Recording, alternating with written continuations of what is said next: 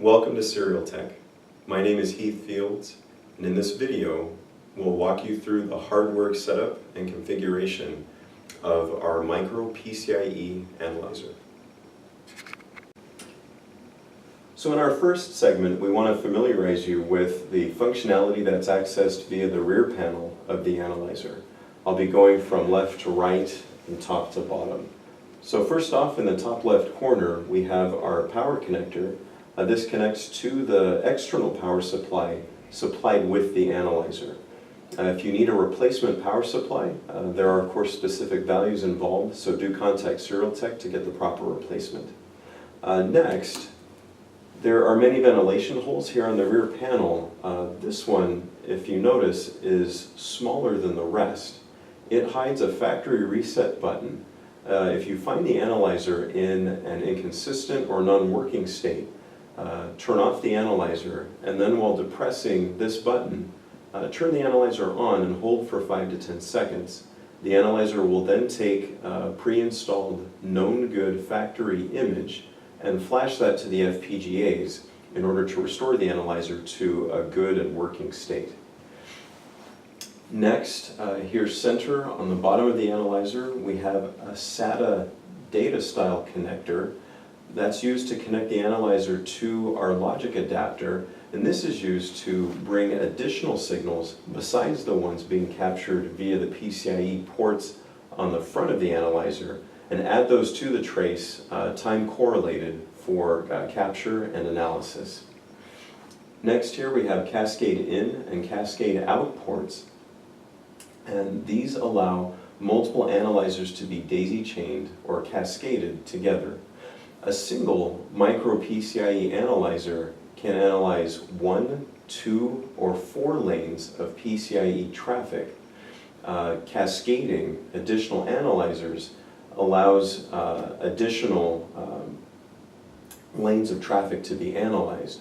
Adding a second analyzer, for example, you could analyze up to by 8 PCIe traffic and have it all show up in the same display, all with the same timestamps, to be analyzed as if you had one analyzer taking all 8 lanes of traffic.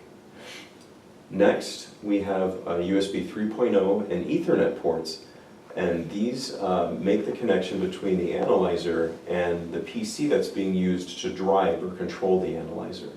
And this covers the functionality that you access via the rear panel.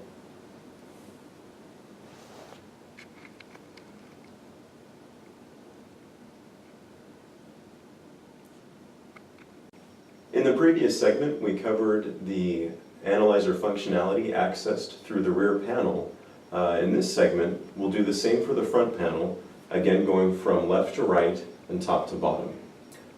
First, in the top left corner, we have the power switch. Provided that the analyzer is connected to power via the rear panel and the external power supply, simply flip this power switch to power on and power off the analyzer. Below the power switch, we have a button and 2 connectors dedicated to the analyzer's trigger functionality. This button here is our manual trigger button. Provided the analyzer is already in a run state, is currently capturing a trace, pressing this trigger button will force the analyzer to behave as if the awaited trigger event has already occurred, and then capture will then conclude per the user's programming. Next, this SMA connector is the analyzer's trigger in port, allowing the analyzer to be connected to an external piece of lab equipment such as an oscilloscope and use that lab equipment's trigger signal to force the analyzer again into a triggered state, exactly the same as if the manual trigger button had been pressed. Next, the trigger out SMA port allows the analyzer to send its trigger signal to an external piece of lab equipment, and that external lab equipment, such as an oscilloscope, can use the analyzer's trigger signal to trigger. In the center of the display, we have 2 SFF8644 connectors that make the connection both upstream and downstream to the interposer. Between these 2 ports, we have 3 LEDs that show in real time the speed of the PCIe traffic currently on the bus. The top yellow LED lights to show PCIe Gen 1 speeds. The middle green LED lights at PCIe Gen 2 speeds, and the bottom blue LED lights when the traffic on the bus is at PCIe Gen 3 speeds. Next, above each of the SFF8644 ports are a set of LEDs that light showing real-time activity on the bus. The top LED activity lights green whenever there is any PCIe traffic on the bus. When a link is established, these lights will be solid green, they will stay green. Next, below activity, the green TLP LEDs light specifically when transaction layer packets are present on the bus. The next three red LEDs, error status, CRC error, and coding error, each light whenever any of their respective errors are present on the bus. And finally at the bottom, the yellow training LED lights specifically when TS1s and TS2s are present on the bus, signifying that link training is currently in progress. We also have a set of 4 LEDs here that show how many lanes the current PCIe link is using.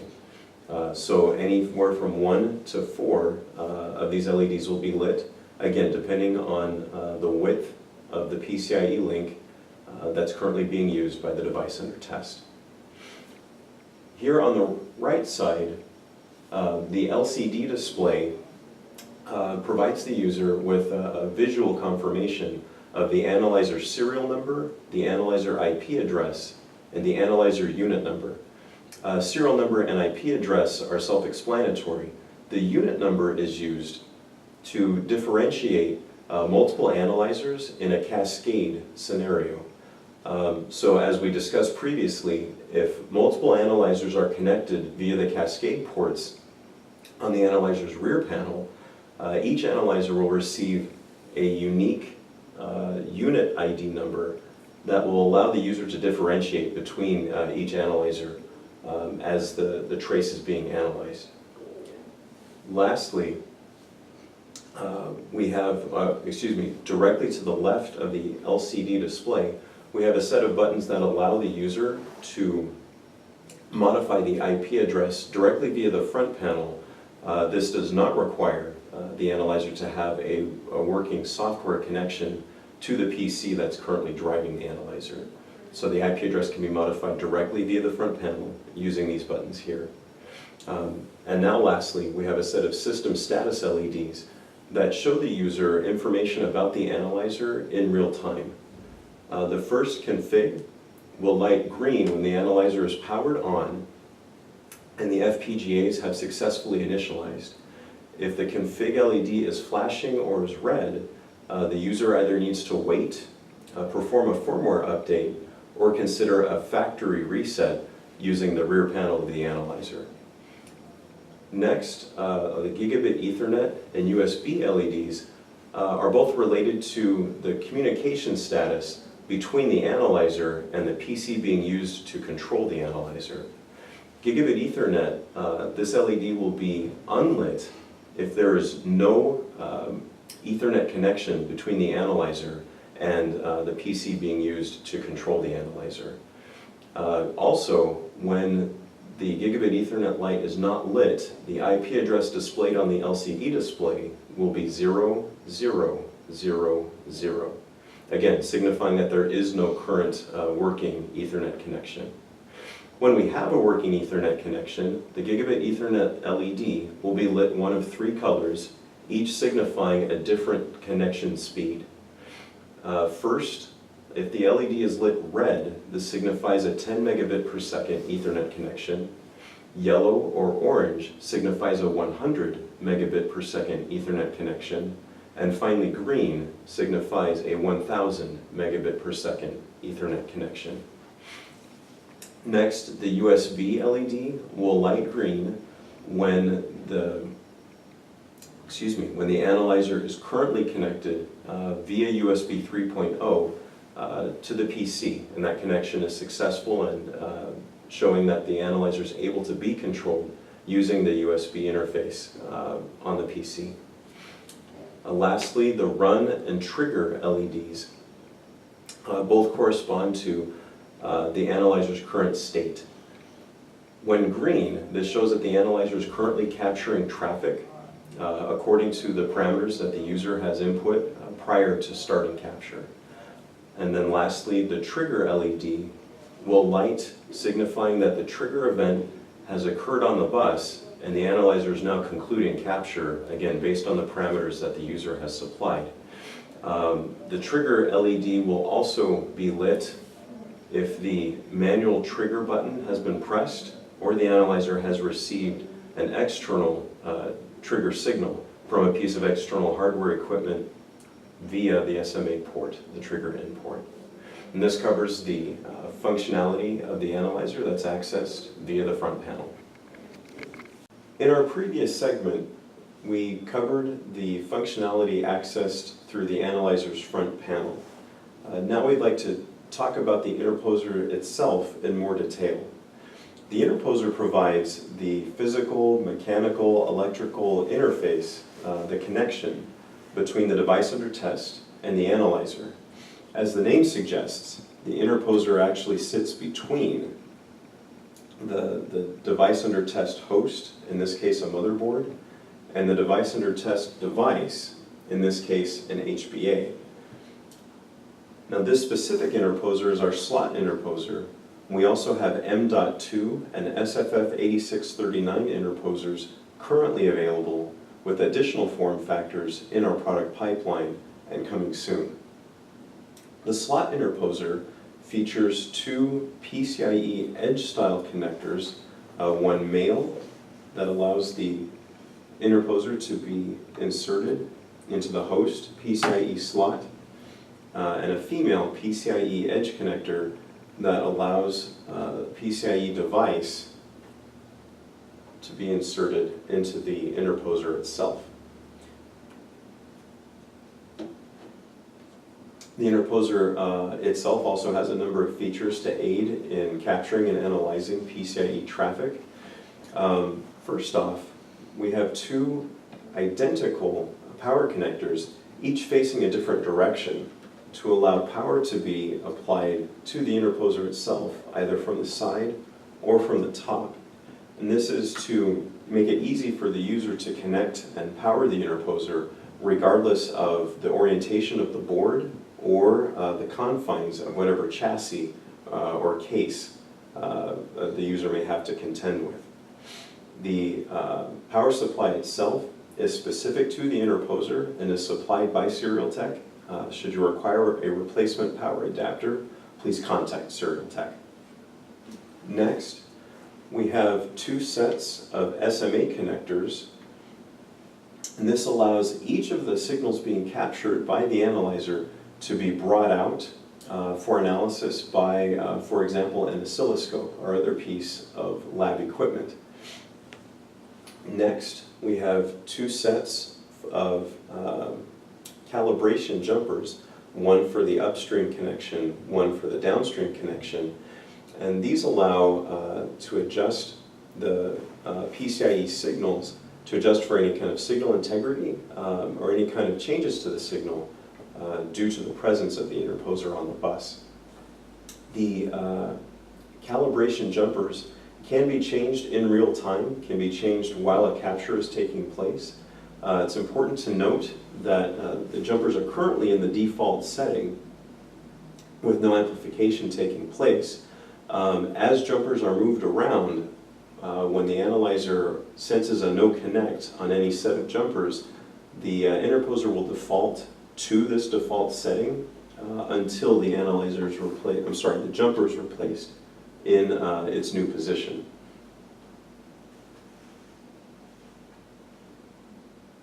And lastly, we have the SFF8644 connectors themselves, and these via our cables actually connect the interposer directly to the analyzer, again to pass the traffic to the analyzer for capture and subsequent analysis.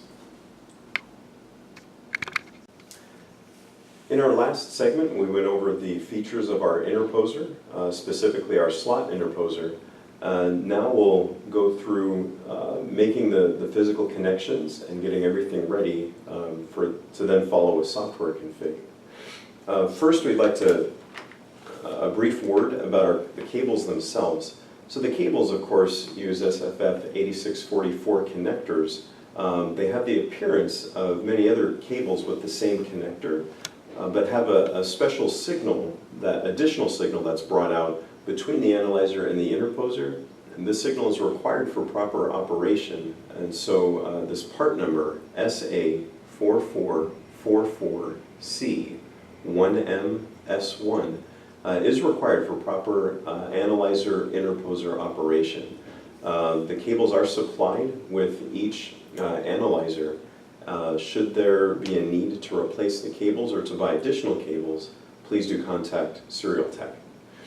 And so making the connection between the analyzer and the interposer is fairly straightforward.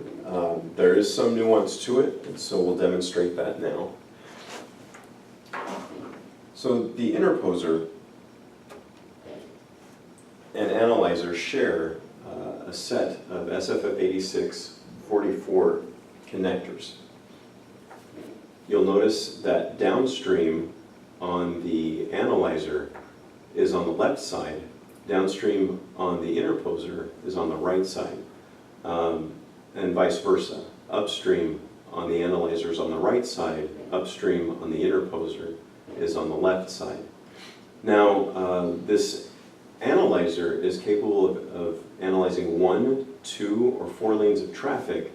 The interposer is also by 4. In other words, it can analyze 1, 2, or 4 lanes of traffic. There is a second set of SFF8644 connectors up here. These are no connect, and there's no need to connect to these ports at all. If you do so, it will appear that the cable is disconnected. And so that's a first thing to check in case operation is not going as expected. So in order to make the connection then, we go from downstream on the analyzer to the leftmost downstream connector on the interposer. And then we repeat the same connection using the same orientation for the upstream connection. So upstream on the analyzer to the leftmost upstream connector on the interposer. So now we have a working and successful connection. Once this connection's been made, all that remains is to take the interposer and insert it into the PCIe edge connector on the host, and then take the device and insert that into the interposer's PCIe edge connector. And once this is done, you're ready to begin analysis. Now, whether or not training is to be captured or analyzed, whether that's of interest, the analyzer still needs to see training in order to configure its capture correctly. And so because of that, we need to have the analyzer system completely powered on before the device under test is powered on. Specifically, the interposer itself needs to be powered on first. This is done simply by connecting the interposer power supply. Once the interposer power supply is connected, next we turn on the analyzer itself. With the analyzer on and the interposer on, we can then turn on the device under test. The analyzer will capture the information it needs to decode the PCIe traffic correctly, and away you go. Should you have a need to power cycle the device under test, you may of course do so. However, doing so will then force you to power cycle the analyzer and interposer as well. So, assuming that you have to power cycle your device under test, go ahead and turn off the device under test, turn off the interposer, turn off the analyzer, and then turn the analyzer back, turn the interposer back on, turn the analyzer back on, and finally, you can turn your device under test back on again. And this will allow you to resume capturing traffic, and that traffic will be decoded correctly. So this concludes our tutorial on the hardware setup of the analyzer. We appreciate your attention. Thank you.